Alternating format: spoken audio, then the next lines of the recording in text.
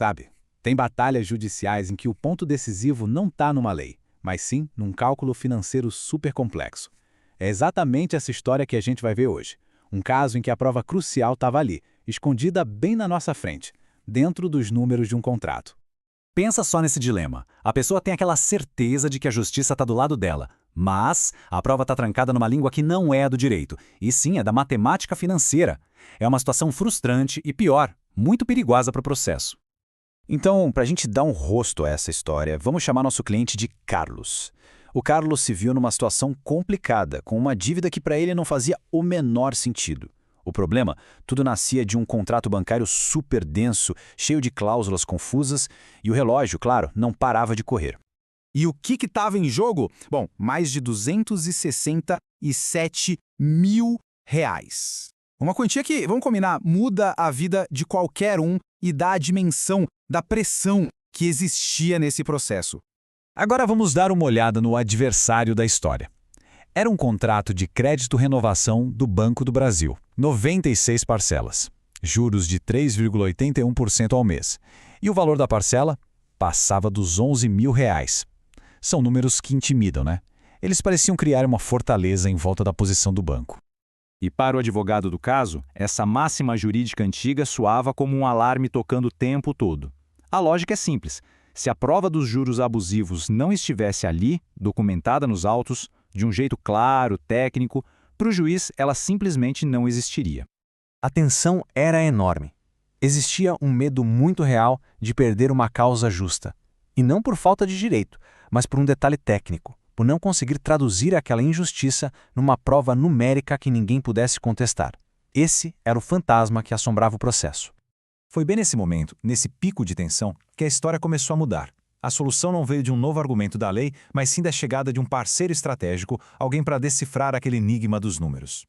A estratégia que se seguiu foi cirúrgica. Primeiro, o mergulho de cabeça no contrato, analisando cláusula por cláusula. Depois, a equipe refez cada um dos cálculos até encontrar a prova matemática da abusividade. E aí veio a jogada de mestre. Elaborar os quesitos, que são aquelas perguntas-chave que o perito do juiz não teria como fugir. É exatamente aqui que a figura do assistente técnico se tornou a peça central. A melhor forma de definir essa função é essa mesmo. Ele é o advogado da parte técnica do processo. A missão dele é defender a tese do cliente, só que não com palavras, mas com a linguagem universal dos números, que não dá para discutir. O objetivo dessa parceria era um só, bem direto: pegar aquele monte de dados financeiros, taxas, planilhas complicadas e transformar tudo numa prova jurídica sólida, que o juiz pudesse olhar e entender sem sombra de dúvida. Basicamente, traduzir o financês para o juridiquês. E olha só o confronto que se armou. De um lado, o banco, com um argumento bem simples. O contrato é válido, foi assinado. Do outro, a prova técnica, precisa, cirúrgica. A taxa de juros de 3,81% é abusiva se a gente comparar com a média de mercado. Era um argumento contra um fato. Aquele parecer do assistente técnico foi a peça que virou o jogo. Foi o documento que deu para o advogado a munição que ele precisava e, ao mesmo tempo, desmontou a defesa do banco. O argumento deles ficou frágil, simplesmente insustentável diante dos fatos. E tudo isso nos leva ao clímax e à resolução dessa história. Uma vitória que não foi de uma pessoa só, mas o resultado de uma aliança muito poderosa. O resultado não podia ser outro. Causa ganha. Simples assim. A justiça, que antes parecia tão distante, presa nos detalhes técnicos, finalmente foi alcançada. Lembra daquele número do comecinho da história? Os R$ 267 mil? Pois é. Agora, ele não representava mais uma dívida que parecia injusta. Ele representava o valor da justiça que foi feita para o Carlos. O sucesso do caso foi o resultado de uma aliança perfeita. A tese jurídica brilhante do advogado ganhou a força que precisava com a prova técnica do assistente. Foi a estratégia legal amparada pelos fatos, pelos números. Não tinha como dar errado.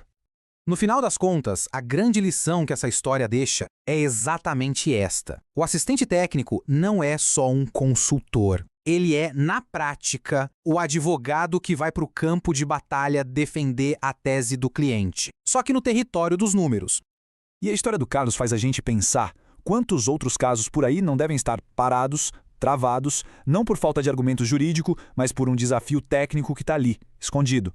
Uma questão financeira, contábil, de engenharia, que está impedindo o processo de avançar. Então, se um caso como esse que a gente viu acendeu uma luz sobre algum desafio que está sendo enfrentado agora, se for preciso construir uma prova técnica forte para dar corpo a uma tese, talvez o caminho seja uma parceria estratégica como essa. Para saber mais, tem o link aqui na descrição para uma conversa sem compromisso nenhum.